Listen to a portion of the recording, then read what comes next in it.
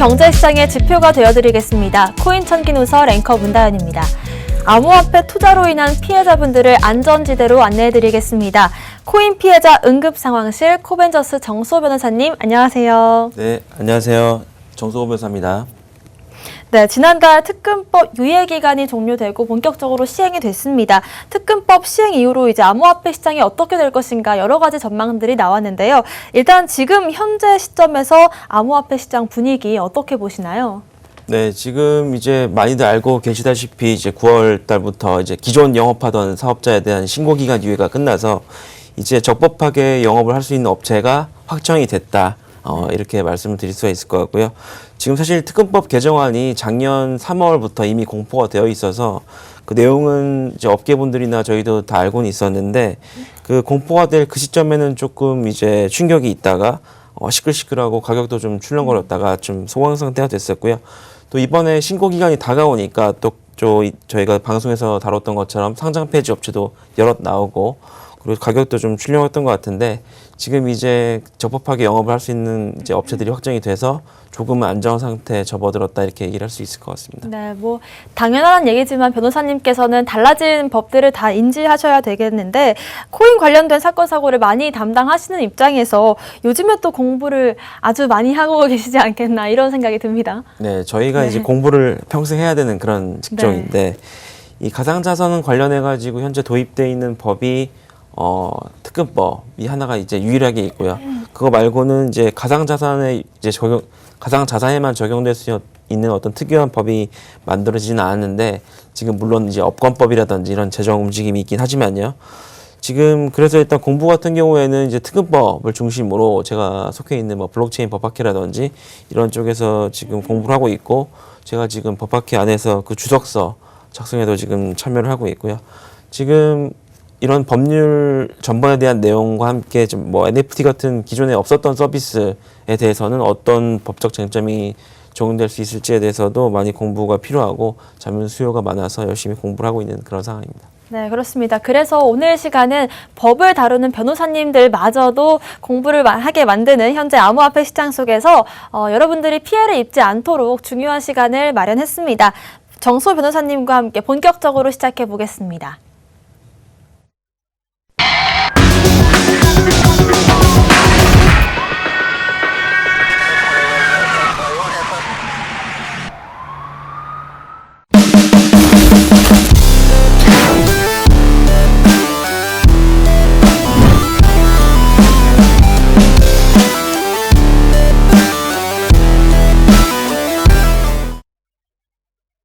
네, 그동안 암호화폐 시장에서 크고 작은 사건, 사고들을 소개해드렸습니다. 이런 특히 거래소들의 불법 행위들이 많이 있었는데요. 특히나 건강한 암호화폐 시장 속에서 걸림돌이 되지 않을까 좀 항상 우려스러운 마음이 있었습니다. 그런데 바로 어제였습니다. 국내 암호화폐 최대 거래소인 업비트에서 반갑지 않은 소식이 들려왔어요. 네, 이제 업계에 조금 피바람이 몰아치는 게 소위 말하는 이제 국감 시즌, 이제 국정감사 시즌에는 항상 이런저런 이슈가 나오는데 이 국감 시즌에는 이제 국회의원실에서 이제 업체들한테 자료도 요구를 하고 뭐 자료가 이제 제출됨에 따라서 그동안 이제 감췄던 이런저런 얘기들이 언론에 보도되는데 그 중에서도 이제 업비트의 엄청난 규모의 수수료 수익이라든지 어떤 상장비 관련된 이런 얘기가 화제가 오른 것 같습니다. 이 언론 보도에 따르면 지금 업비트가 2017년부터 얻은 수수료 수익이 무려 4조 원이라는 엄청난 금액에 달하는 것으로 지금 알려졌는데요. 여기에다가 그동안 상장 관련된 어떤 코인 발행 업체로부터 상장의 대가로 일정한 대가를 받아왔다는 그런 의혹까지 제기되고 있는 그런 상황입니다. 네. 업비트는 사업자 신고를 마친 최초의 거래소기도 하고 또 최근에는 사업자 신고 심의를 통한 유일한 암호화폐 업체인데 코인 상장에서 폐지까지 의혹이 제기됐다. 좀 심각한 상황인 것 같습니다. 또 추가적으로 얘기를 해주신다면요? 네. 일단은 업비트가 상장 관련된 대가를 받고 있다 이런 의혹은 처음 나온 것은 아니고 지난 6월에 이제 모 업체가 지금 업비트가 이벤트 관련 물량으로 2억 5천만 원 상당의 코인을 받아 달라고 해서 제공을 했고 그 이후에 상장이 됐다 이렇게 폭로를 한 적이 있었고요. 그것에 대해서 이제 업비트는 뭐 상장 업비트가 그 코인에 대해서 상장 폐지를 결정해서 그 업체가 그 상장 폐지 결정에 대한 효력 정지 가처분을 신청했다가 기각 결정을 받은 적이 있습니다. 업비트 수수료 같은 경우에는 2017년부터 44개월간 아까 말씀드린 것처럼 4조 원이라는 한 달로 치면 한 달에 한 1,000억 원 이상이라는 수익이 발생을 한 건데요. 그 수수료 중에는 소위 말하는 상장이 폐지된 어떤 부실 코인 거래에 따른 부분도 상당하고 한 3,000억 원이 넘는다고 해죠. 전체 한 8% 정도 수준이라고 하고요. 이렇게 수익 규모도 엄청나게 발생을 했고 상장피 명목으로 대가도 수령했는데 최근 몇 달간 상당한 규모의 코인에 대해서 상장 폐지를 결정하니까 그것에 대한 어떤 부당한 성을 강조하기 위한 의혹 제기 차원에서 이루어진 게 아닌가라고 생각하고 있습니다. 네, 이 정도면 업비트에서 지금 상장을 하는 것부터가 문제가 있었다라고 보여지는데 상장 종목들을 검증하는 데 문제가 있었던 건 아닐까요? 네. 예, 뭐 관련 법제가 있는 것은 아니겠습니다만은 물론 이제 상장이 제대로 된 코인을 상장시켜서 거래를 시킬 어떤 적어도 도의적인 의무가 이제 거래소 측에 있는 것을 부인할 수 없을 텐데요.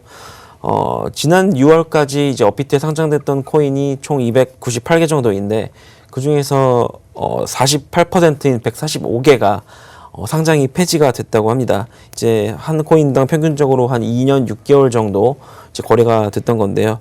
이게 제가 주식시장과 비교해 봐도 조금 너무하다 싶을 정도로 높은 비중입니다.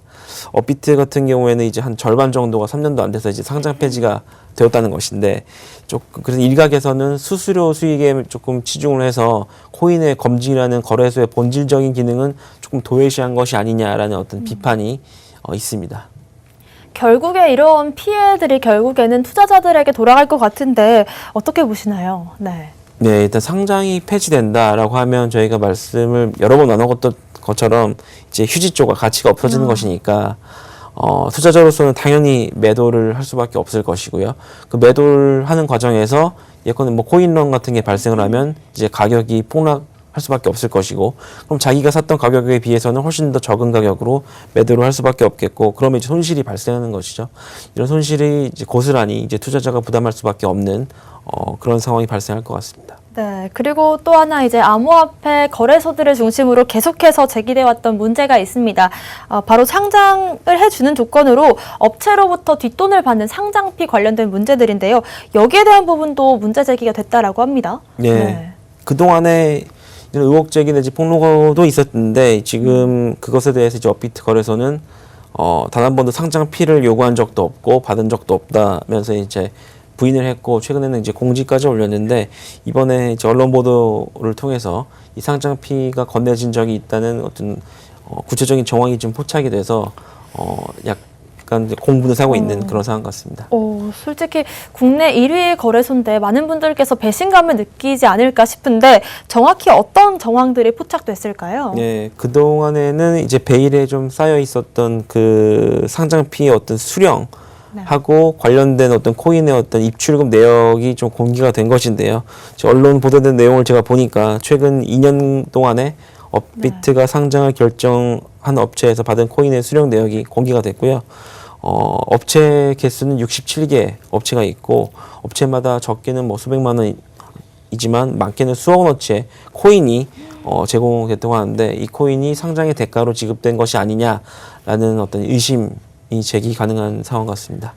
이런 정황들이 업비트에서 나왔다는 것 자체가 암호화폐 시장 자체 위기로 이어지지 않을까 우려스럽기도 한데 업비트 측의 입장은 어떤가요? 네, 업비트 측은 기존에도 계속 이제 강조를 해왔듯이 이제 본인 회사는 코인을 받는 것은 맞지만 이게 상장의 대가가 아니고 신생 코인의 거래 촉진을 위한 어떤 마케팅의 명목으로 확보해둔 것이다 이렇게 설명을 했고요. 절대 상장 대가는 아니다라고 그 부인을 하고 있습니다. 그동안 뭐 상장피 정황 나왔던 곳들에서 많이 들었던 얘기인 것 같은데 이 상장피와 상장 폐지에 대한 뒷거래 여부를 따져볼 수 없다 이렇게 말을 하는 얘기가 있는데 그 이유가 뭘까요? 네, 우리 만약에 이 주식시장 같으면 거래소가 상장 업체들한테 상장에 대한 조건으로 돈을 받는 경우는 당연히 있을 수가 없는 것이고 네. 뭐 거래소뿐만 아니라 뭐 제3의 업체가 컨설팅이 아니라 내가 상장을 시켜주겠다는 어떤 그런 조건을 얘기하면서 뭐 돈을 받았다 이런 식으로 되면 아마 사안에 따라서는 어떤 부정거래 행위에 해당해서 자본시장법 위반에 해당 가능성이 크다고 보이고요. 다만 이제 가상자산 같은 경우에는 그동안 여러 번 말씀드렸다시피 상장이라던가 상장 폐지와 관련된 규정, 법적 규정이 없어서 이런 경우 상장피 같은 걸 받았을 때 처벌이 가능한지가 문제가 되고 있는 것이고요. 제가 말씀드렸던 것처럼 이제 국무회의에서 최근 통과된 가상자산 특근법 시행령 개정안에 따르면 이런 행위가 처벌될 가능성이 있어 보이는데 이런 개정안은 기존의 행위에는 적용이 안 되는 게 문제겠죠. 그리고 제가 알고 있기로는 이 가상자산 업체들하고 업비트 사이에 체결되는 이 마케팅 계약에 코인의 구체적인 수량이 기재되어 있지 않고요. 또한 그 해당 계약 및 그 대가 지급이 상장을 보장하지 않는다는 내용도 포함이 되어 있는 것으로 제가 알고 있습니다.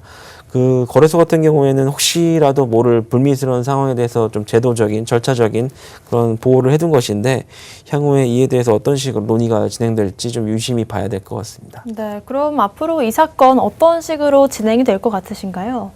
네, 일단 네. 국감장에 업비트 대표가 이제 증인으로 소환돼서 답변을 할 예정이라고 하니까요.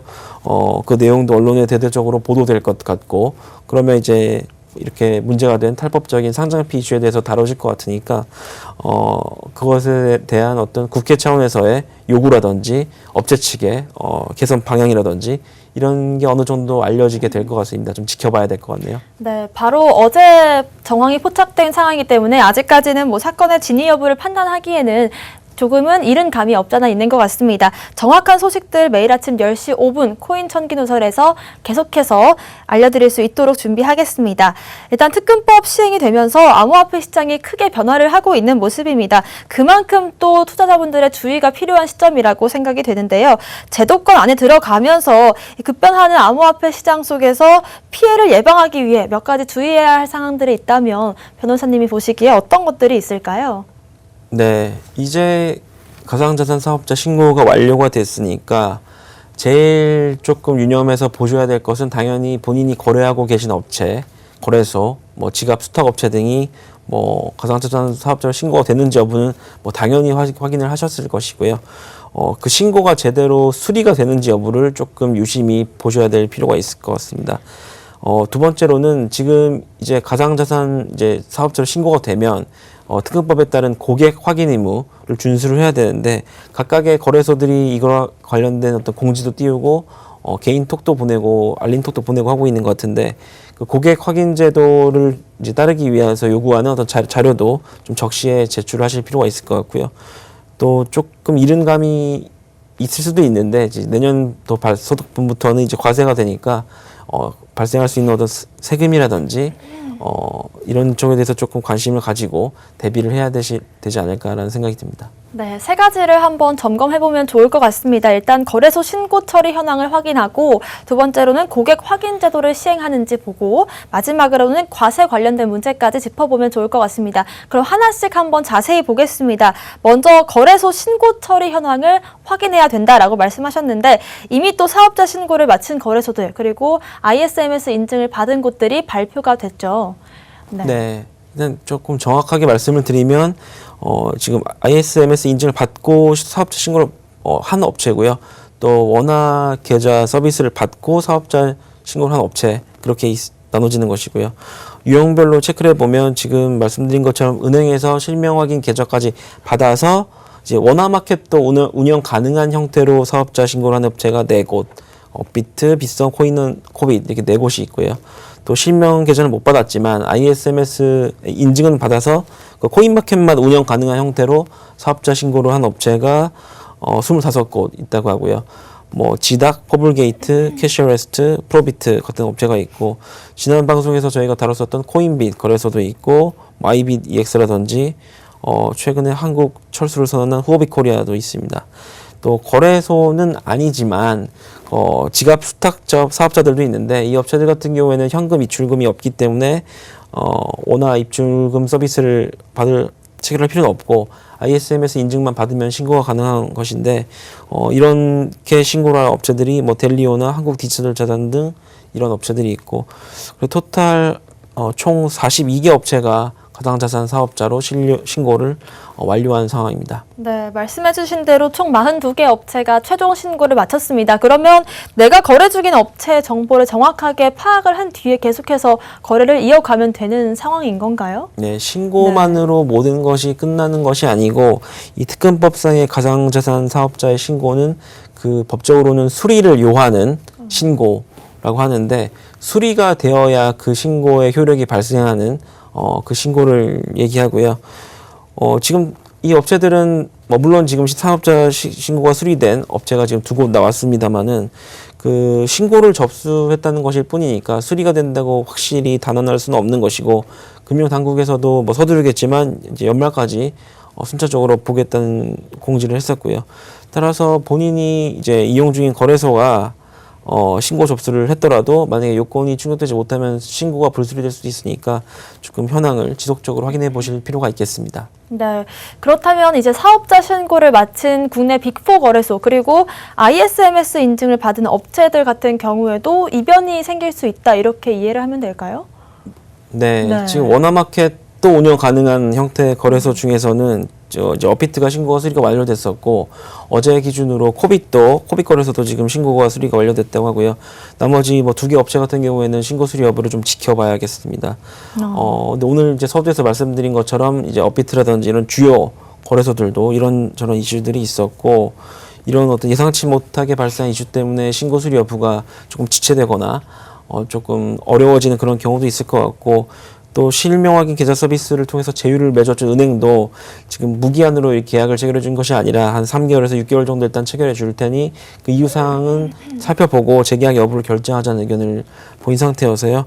이런 이슈 때문에 향후 좀 달라질 수도 있을 것 같고 또 ISMS 인증만 받고 그런 코인마켓만 운영한 형태로 신고를 한 거래소들도 이제 여력에 따라서 이런 은행과 계약을 체결하면 오너마켓도 운영하겠다는 식으로 이제 신고 내용을 좀 변경해서 재심사를 요청할 가능성도 있을 것 같습니다. 네, 그렇다면 지금 또 ISMS 인증을 받고 코인마켓을 운영 중인 거래소들도 추가로 사업자 신고를 할 가능성도 있다 이렇게 이해를 하면 될까요? 네, 그렇게 가능성이 물론 있다고 보셔도 될 것 같은데 제가 조금 걱정이 되는 건 최근에 이제 코인마켓만 운영 가능한 거래소들이 이제 거래량이 너무 줄어들어서 이제 수익성도 너무 악화가 돼서 과연 계속 이렇게 사업자 신고를 받기 위한 도전을 하실까 좀 걱정이 되는 측면도 있는데 많은 업체들이 기존의 시스템을 구축하시고 또 수억 원의 비용을 들여서 지금 ISMS 인증 받는 절차를 좀 준비해 오신 상황을 고려하면 사업자 신고를 이제 포기하기는 좀 어렵지 않으실까라는 생각이 들고 제가 알고 있기로도 지금 준비하고 있는 업체들이 꽤 있고요. 추가 사업자 신고를 위한 노력이 계속 당분간은 이어질 수 있을 것 같습니다. 네, 추가적으로 사업자 신고 거래소들이 나와서 좀 암호화폐 시장에 활기가 띄었으면 하는 바람입니다. 그리고 또 투자자분들이 예의주시해야 할 포인트 두 번째는 또 제도권 안으로 들어오면서 이용자들의 거래 절차도 더 까다로워질 텐데요. 고객 확인 제도 꼭 체크하셔야 될 것 같습니다. 네. 네, 이 고객 확인 제도에 대해서 이제 두 번째로 살펴봐야 될 것 같은데 그 이제 사업자 신고가 수리된 업비트 같은 경우에 이제 바로 오늘부터 이 고객 확인 제도에 따른 본인 확인 절차가 완료가 되지 않은 경우에는 이제 건당 100만 원 이상 거래, 매매나 입출금 거래가 지금 불가능해졌고요. 13일부터는 이제 고객 확인 절차에 따른 신원이 인증이 되지 않으면 무슨 이제 100만 원뿐만 아니라 모든 거래가 불가능하고 인증이 가능해야 재개가 되는 이런 식으로 보안이 강화된다고 합니다. 네, 구체적으로 어떤 식으로 고객 확인 제도를 우리가 시행을 해야 되는지 좀 어려워하시는 분들이 많더라고요. 네, 우리 이 근거는 이 특검법에 있고요. 특검법 같은 경우에 특검법의 목적은 자금 세탁이라든지 어떤 불법적인 어떤 자금의 세탁을 적발하고 예방하는 것이 그 목적인데 그렇게 할 수 있는 수단으로 의심스러운 거래를 보고할 의무라든지 고액의 현금 거래를 보고해야 한다든지 이런 각종 의무가 있는데 그와 함께 규정되어 있는 의무가 고객 확인 의무입니다. 그 KYC라고도 하고 Know Your Customer라고도 하죠.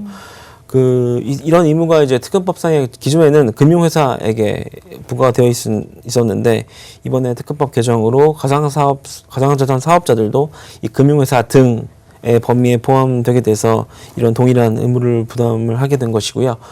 기존에는 이제 금융회사 같은 경우에는 금융실명법에 따라서 성명과 주민등록번호를 이제 확인을 해야 되고, 특허법에 따라서 추가로 주소, 연락처, 그리고 실제 거래 소유자를 확인하도록 되어 있고요. 또 고위험 고객으로 분류된 고객들한테는 여기에 또 추가로 거래 목적이라든가 자금의 원천을 추가로 확인하도록 되어 있습니다.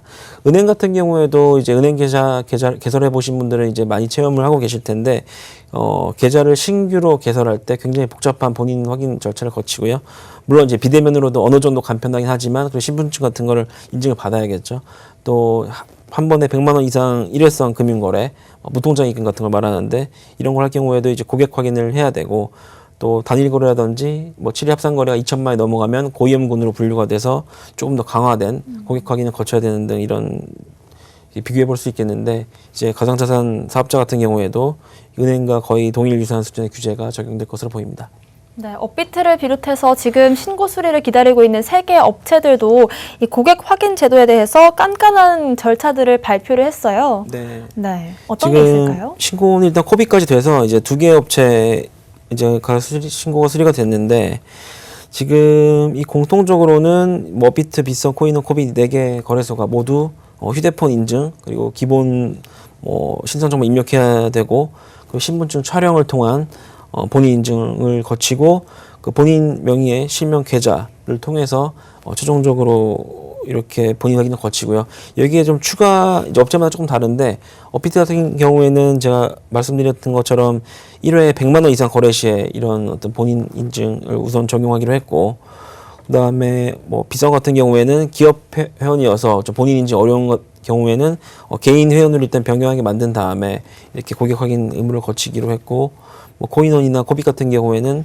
외국인 해외 고객들에 대해서 뭐 대면 인증 절차를 필수적으로 거치도록 한다던가, 아니면 이제 외국인은 아예 원화 입출금을 어렵게 만든다던가, 이런 식으로 조금 보다 더 한층 강화된 본인 확인 절차를 마련해서 시행할 것이라고 발표를 했습니다. 네, 저도 오늘 아침에 뭐 고객 확인 제도 하라는 대로 다 했는데 생각보다는 괜찮았지만 뭐 기존 은행에서 거래할 때보다 절차가 조금 더 복잡한 것 같기도 하다, 이런 느낌을 받았거든요. 네.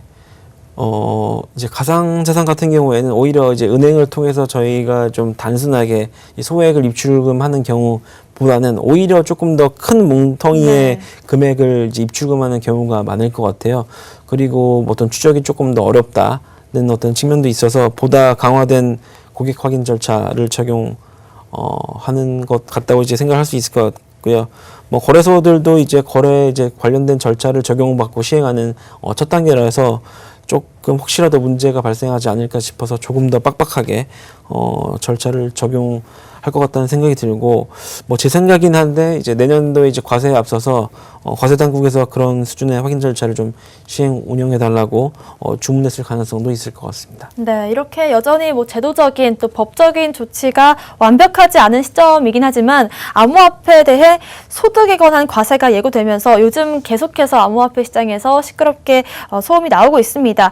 암호화폐 시장에 대한 과세 예정대로 적용하기로 했죠. 네, 제가 뭐 저번 주인가요 말씀드렸던 것 같은데, 이 과세를 언제부터 시행할 것인가에 대해서 이제 계속 찬반 의견이 있고, 올해 내년부터 바로 시행을 해야 된다, 아니면 조금 유예를 해야 된다, 이런 어떤 논의가 있었는데, 최근에 당정청이 포함된 고위 당직자 회의에서는 유예를 하지 않고 내년부터 예정대로 시행을 하겠다, 이런 입장을 발표한 바 있습니다. 네, 이렇게 제도권 안으로 들어오면서 뭐 찬반이 갈리고는 있는 상황이지만 어쨌든 암호화폐 수익에 대한 세금 부과가 내년 1월 1일부터 시행되기로 했습니다. 전에는 뭐 암호화폐 거래로 인해서 탈세 정황도 많이 있었을 것 같은데 어땠을까요? 네, 이 암호화폐를 매개로 한 탈세 정황에 대해서는 많이들 좀 적발이 됐고 언론 보도도 된 것 같은데, 뭐 구체적인 뭐 대표적인 사례만 제가 봐도 미술품이나 골동품을 활용해서 자금 추적이라던가 탈세 목적으로 그 거래에 관련해서 암호화폐를 이용해서 조금 추적을 피하려고 시도를 하는 사례라든지, 아니면 뭐 부부 사이에 어떤 증여세를 회피하시기 위해서 수십억 원 규모의 이더리움을 송금해서 이제 부동산을 매수하신 그런 사례도 있었고요. 또 이제 국내에서 영업을 하시면서 이제 벌어들이신 어떤 치과의사분께서 대규모 수익을 이제 해외에 있는 장녀에게 증여하기 위해서 암호화폐로 바꿔서 이렇게 송금하신 사례도 있었고, 뭐 재산을 이제 암호화폐로 바꿔서 뭐 전자지갑 같은데 보관 은닉해 놓으시다가 이제 적발이 되신 상황, 그런 사례도 있었고, 뭐 여러 가지 사례가 발견 적발된 적이 있었던 것 같습니다. 네, 그렇습니다. 확실히 과세는 우리 실생활과 밀접하게 연관이 돼 있다 이런 생각이 드는데 암호화폐 과세 기준 그럼 정확히 어떻게 되나요?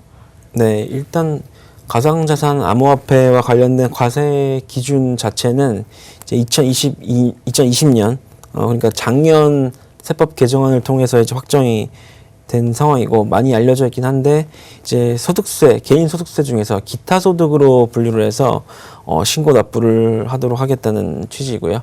구체적으로는 이제 가상자산을 양도한 금액에서 당초에 취득하는 데 소요됐던 금액과 각종 부대 비용을 뺀 나머지 차익, 그 차익 부분이 연간 250만 원을 초과하는 경우에 그 초과 부분에 뭐 기타 소득세 20%, 주민세 2% 합쳐서 22%를 세금으로 부과하겠다, 이런 취지입니다.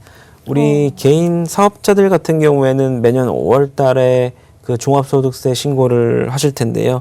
이것과 유사하게 매년 5월 달에 그 전년도에 발생한 가상자산 소득 금액을 국세청에 신고하면서 납부도 동시에 하셔야 할 것으로 보이고요. 그 어떤 방식으로 신고 납부를 할 것인지는 조금 정해지는 않은 것 같은데, 물론 다만 국내 거래소 같은 경우에는 세금 산정을 지원하는 서비스가 추가될 것이라고 알려져 있기는 합니다. 세금 같은 경우에는 이제 내년도 발생분부터 부과가 되는 것이어서 실제 납부는 내후년, 그러니까 2022년 5월 달에 이루어지게 되겠습니다.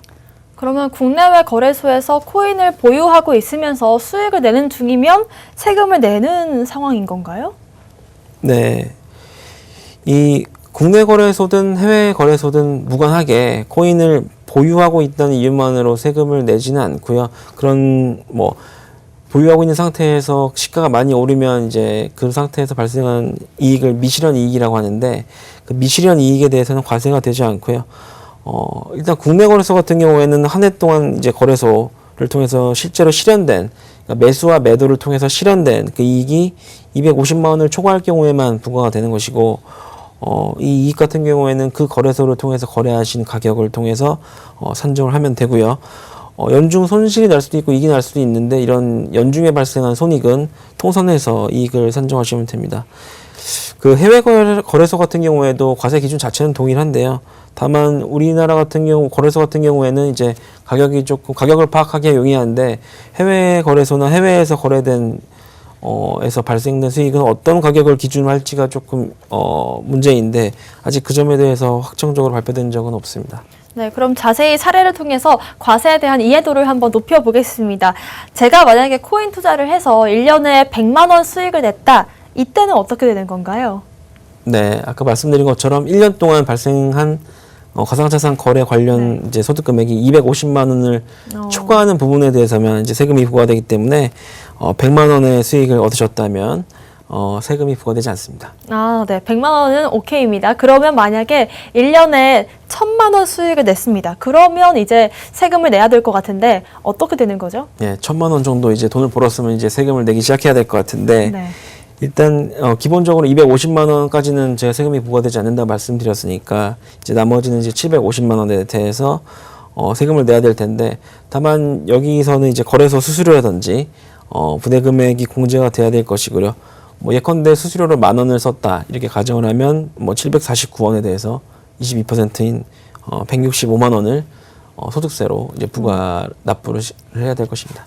네, 이제 좀 이해가 되는 것 같습니다. 그러면 만약에 제가 400만 원을 들여서 비트코인 한 개를 채굴을 했습니다. 이 채굴한 한 개 코인을 거래소 지갑으로 옮겨서 6천만 원에 팔았다.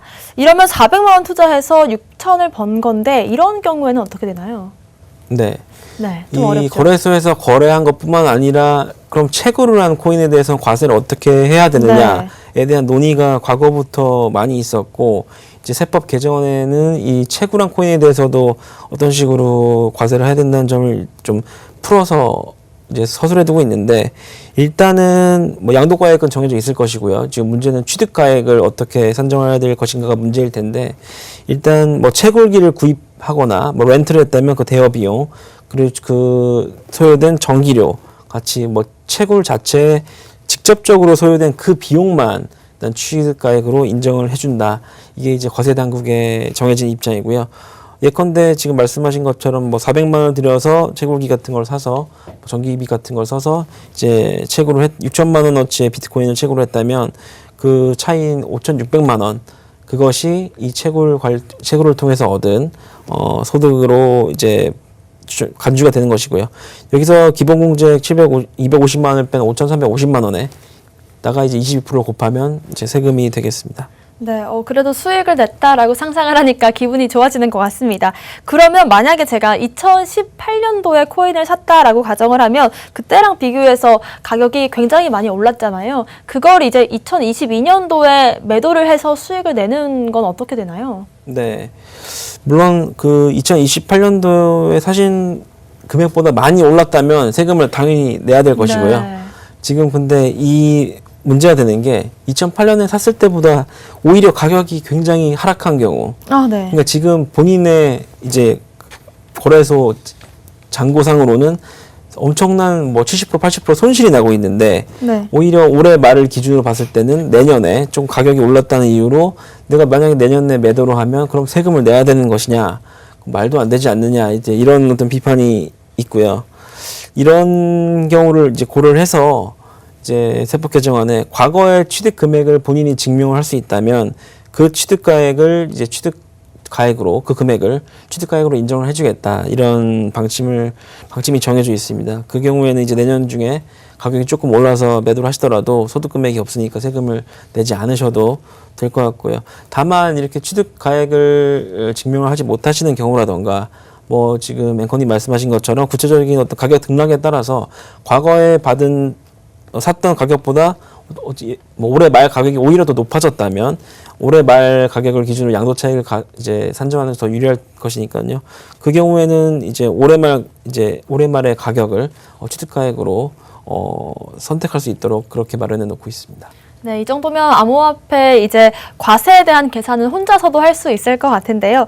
국내에는 그렇다 치더라도 해외 거래소를 이용하는 경우도 많습니다. 이럴 때도 마찬가지로 같은 세금이 적용되는 건가요? 예, 일단 세율이라는 게 국내 거주자건 해외 거주자건 동일하게 적용이 되는 것은 뭐 조세 형평의 원칙상 당연한 것인데 문제는 이제 국내 거래소를 이용하시는 분들은 이제 거래소에서 이제 세금 계산 도와준 서비스도 도입이 될 예정이라 이렇게 해서 좀 불편하시지 않을 텐데 이제 해외 거래소를 이용하시는 분들은 직접 본인이 이제 차익을 계산을 하셔야 될 것이고 그 차익을 계산해서 국세청에 신고를 하고 납부를 하셔야 될 것이고 이 과정에서 뭐 매수 가격, 매도 가격을 조금 직접 입증하기 어려우신 경우도 많을 것 같고요.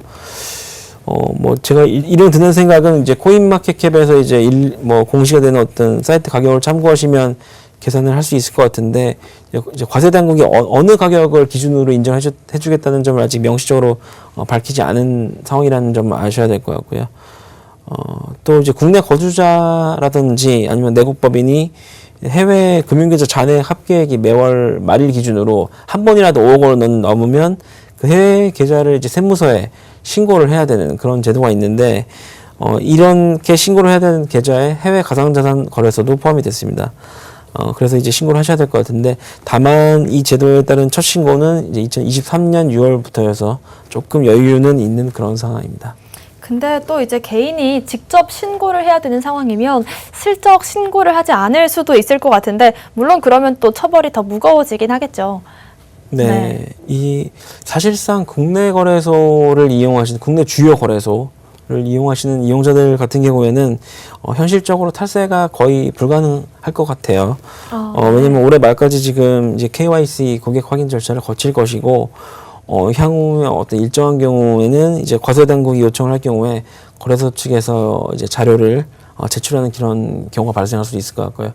뭐 미국 같은 경우에는 이제 2017년도에 이제 코인베이스 거래소가 이제 IRS 미국 국세청의 어떤 자료 요청에 대해서 그것은 우리 고객들의 프라이버시를 침해하는 것이라서 거부한다.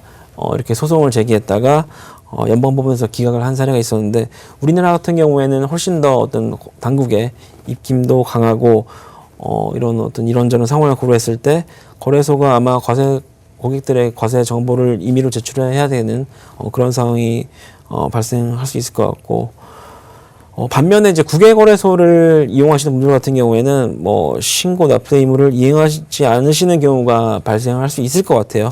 그런데 그런 사실이 적발이 되면 원래 내셔야 되는 세금은 물론이고 거기에 뭐 최소 한 20% 정도의 가산세를 추가로 납부를 해야 되고요.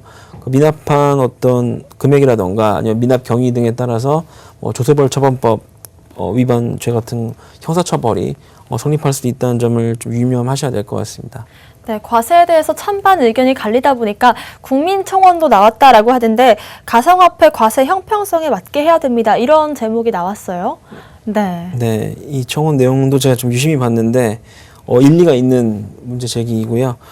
우리 주식 시장 같은 경우에는 이제 상장 주식을 거래에 대해서는 이제 세금이 없었고요. 이제 비상장 주식 거래 같은 경우에는 이제 특수관계자 지분인 경우에 한해서 이렇게 과세가 됐었는데 이게 올해 세법이 개정이 돼서 2023년부터 이제 상장 주식 거래 수익에 대해서도 이게 이제 금융투자소득이라는 명목으로 세금이 부과될 예정이라고 합니다.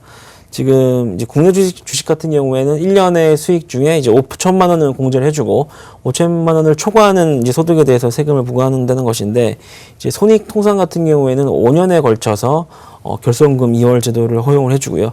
아까 말씀드린 것처럼 코인 같은 경우에는 1년에 250만 원까지만 인정을 해주고 공제를 해주고 손익통산도 1년까지만 가능한 거랑 좀 차이가 나는 그런 상황입니다. 네, 수치적으로 한번 보겠습니다. 차트를 보시면 주식과 코인에 각각 투자를 했을 때를 비교를 했는데요.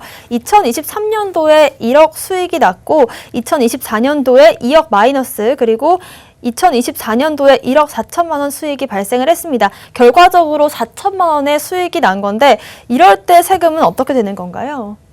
네. 이게 좀 계산이라서 계산 문제 같은 건데 이제 주식을 먼저 보면 주식 같은 경우에는 2023년에 이제 1억 원 수익이 났으니까 그 금액에서 5천만 원을 공제한 5천만 원에 대해서 22%인 이제 1,100만 원이 부과가 될 것이고요. 2024년에선 손실이 났으니까 당연히 세금은 없고 문제는 2025년인데 이제 2025년 같은 경우에는 1억 4천만 원의 수익이 났는데 그 전년도에 발생한 2억 손실이 2월 공제가 가능해서 결국 2025년에도 세금이 부과되지 않습니다. 결국 3년 동안 1,100만 원의 이제 세금을 내야 되는 것이고요. 반면에 이제 코인 같은 경우에는 이제 2023년 기준으로는 250만 원을 제외한 나머지 금액에 대해서 22% 세금을 내야 되고 2024년에 손실이 났으니 세금이 당연히 없고 그다음에 2025년에도 이제 손익통산은 1년밖에 안 되니까 그 전년도에 손익이 2월이 안 돼서 250만 원을 제외한 나머지 금액에 대해서 또 22% 세금을 내야 돼서 결국 합산해 보면 한 4,700만 원 정도라는 세금을 내야 되고요. 주식과 비교해 보면 약 4배가 넘는 그런 수준입니다. 그러면 코인에 투자했을 경우에 수익이 4천이 나왔는데 세금이 수익보다 더 많은 4,700만 원입니다. 그러면 현실적으로 투자를 못하는 거 아닌가요? 네, 이런 문제가 발생하게 된 이유가 아까 말씀드렸던 것처럼 이제 금융투자소득 이제 곧 시행될 금융투자소득 같은 경우에는 이제 결손금 2월 결손금 제도를 이제 5년에 걸쳐서 이제 적용받을 수 있도록 이게 뭐 쉽게 말하면 손실이 났으면 그 손실을 이제 5년 동안 계속 이익이 난 해 2월에서 이렇게 공제할 수 있는 어떤 그런 제도인데요. 그런 제도를 인정을 해줬지만 이제 우리 가상자산 소득 같은 경우에는 그런 제도가 인정이 되지 않기 때문인데 이런 결손금 2월 공제 안 되면 몇 년 동안 실제로는 손해를 봤는데 이제 이익을 본 해가 있다는 그 이유만으로 세금을 내야 되고 뭐 극단적인 사례에서는 우리가 지금 제시한 사례처럼 이익은 4천만 원 본 것인데 세금을 오히려 더 많이 내야 되는 배보다 배꼽이 더 큰 그런 상황이 발생할 수 있고 그 경우에 납세자들이 납득하기 어려운 그런 상황이 발생할 수 있을 것 같습니다. 금융당국에서도 이런 계산법을 이해를 하고 과세를 정한 건지 좀 의문이 드는 부분인데 어떻게 이런 계산법이 나온 건지 한번 짚어주신다면요. 네, 우리가 이제 2월 해서 결손금을 공제하도록 해주는 그 전제는 당연히 어떤 계속적으로 반복적으로 그런 소득이 발생할 것이 전제가 되어야 올해 발생을 한 결손금을 몇 년에 걸쳐서 이렇게 공제를 해주는 게 될 텐데, 우리 정부는 이제 암호화폐 가상자산 관련된 어떤 소득을 계속 반복적으로 발생한 어떤 사업 소득으로 보지 않고 기타 소득으로 분류를 해서 과세를 하고 있고요. 기타 소득 같은 경우에는 그러한 계속 반복성이 없는 그런 소득에 대해서 분류를 하는 그런 항목이고, 뭐 대표적인 것이 공모전에서 받은 상금이라던가 아니면 뭐 복권에서 당첨금을 들 수 있는데, 이렇게 과세 당국이 가상자산과 관련된 소득은 계속 반복적으로 발생하는 것이 아니라 어떤 일시적인 소득과 유사하다라고 보아서 기타 소득으로 분류를 한 것이 이런 어떤 2월 결손금 제도가 도입되지 않은 그런 원인이라고 볼 수 있을 것 같습니다. 제가 법을 잘 알지 못하는 입장에서 봐도 이건 좀 잘못됐다 싶기도 한데 변호사님이 보시기엔 어떤가요? 아까 우리가 살펴본 그런 사례가 정말 많이 발생을 한다면 납세자로서는 좀 억울한 측면이 너무 발생할 수밖에 없는 상황이라는 거 부정할 수 없을 것 같고요. 다만 제가 금융 전문 변호사니까 조금 변호사로서 말씀을 드리면, 우리 이제 가상자산 투자 소득 같은 경우에는 이제 금융 투자 소득이랑 좀 성격이 다른 측면도 분명히 있고, 또 주식과 같은 금융 투자 상품은 이제 국가가 그런 어떤 정책적으로 시장 육성을 위해서 그렇게 좀 노력할 필요성을 인정하는 분야인 반면에, 아직 가상자산 같은 경우에는 그렇지 못하다는 측면이 반영이 된 것 같고, 분명히 어떤 조세 형평적인 측면에서 문제가 있는 것은 맞는데, 가상자산 관련 산업이 조금 더 발전이 되고, 그 산업이 국가 경쟁력의 어떤 육성에 측면에서 육성할 만한 가치가 있다고 인정이 되면 이런 조세 불평등한 사례도 좀 해소될 수 있을 것으로 생각합니다. 네, 그럼 정확히 세금 납부 절차는 어떤 식으로 진행이 될까요? 네, 세금 같은 경우에는 이제 개인 사업자들이 하시는 거랑 마찬가지로 매년 5월 달에 그 전에 1년 동안 발생한 소득을 직접 신고를 하고 납부까지 하셔야 되는데요. 5월 종합소득세 신고 기간에 이제 가상자산 투자소득 관련된 항목이 추가될 것이라고 하고, 여기 그 수익금 내역도 명시가 된다고 합니다. 거래소가 여러 개를 활용하셨으면은 그것도 다 통산해서 이렇게 산정하셔야 됩니다. 네, 앞서 이제 예시에서 문제가 됐던 이 증여와 상속에 대한 부분은 어떻게 될까요? 네, 가상자산과 관련해서 가상자산을 통해서 한 증여나 상속 같은 경우에는 예전부터 그냥 돈으로 한 경우랑 무관하게 상관없이 이제 과세가 된다는 점은 뭐 저를 비롯한 많은 변호사들이 얘기를 해왔고요. 지금 금액에 따라서 증여세, 상속세 같은 경우에는 이제 구간별로 누진세가 적용이 되는데, 아주 많은 금액에 해당되면 뭐 최고 세율은 한 50% 정도까지나 되고, 이 뭐 세율은 상증세법상에 나와 있으니까 그 구간별로 참고하셔서 납부를 하시면 될 것 같습니다. 네, 그리고 또 2022년부터 뱅크런 사태가 예상된다 이런 얘기도 나오고 있습니다. 그 이유가 뭘까요? 네, 이 뱅크런이 어떤 식으로 발전할 수 있다는 예상은 이제 국내 거래소에서 이제 해외 거래소 예컨대 바이낸스 같은 해외 거래소로 가상자산을 굉장히 모든 썰물처럼 이렇게 이동시키려는 그런 움직임이 발생할 수 있다는 이제 예상이 있는데요. 그 주된 이유 중에 하나가 아까 제가 말씀드린 것처럼 해외 금융계좌 같은 경우에 신고 의무는 5억 원 이상일 경우에 이제 있는데, 5억 원에 미치지 않는다면 해외 계좌를 신고할 의무가 없으니까 해외로 옮기는 것이 오히려 과세를 받을 염려도 없고 조금 더 돈을 절약할 수 있는 것이 아니냐라는 생각인데, 이런 신고 의무는 없더라도 소득세 신고 납부 의무는 당연히 남아있는 것이니까요. 세금 납부하지 않으면 뭐 가산세를 내셔야 한다던가 수준에 따라서 조세벌 처벌법에 따라 처벌받을 수 있다는 점 이미 말씀드린 적이 있어서 유의를 하셔야 될 것 같습니다. 네, 뭐 명백한 투자 자산으로 인정을 받고 또 제도권 안에서 투자자들이 보호를 받는다면 그때는 세금 내는 게 당연한 의무가 될 것 같습니다. 그런데 이에 맞는 합당한 제도를 만드는 건 물론 또 금융당국의 의무가 아닐까 이런 생각이 듭니다. 이 역시도 저를 비롯해서 많은 분들이 예의주시하고 있을 테니까요.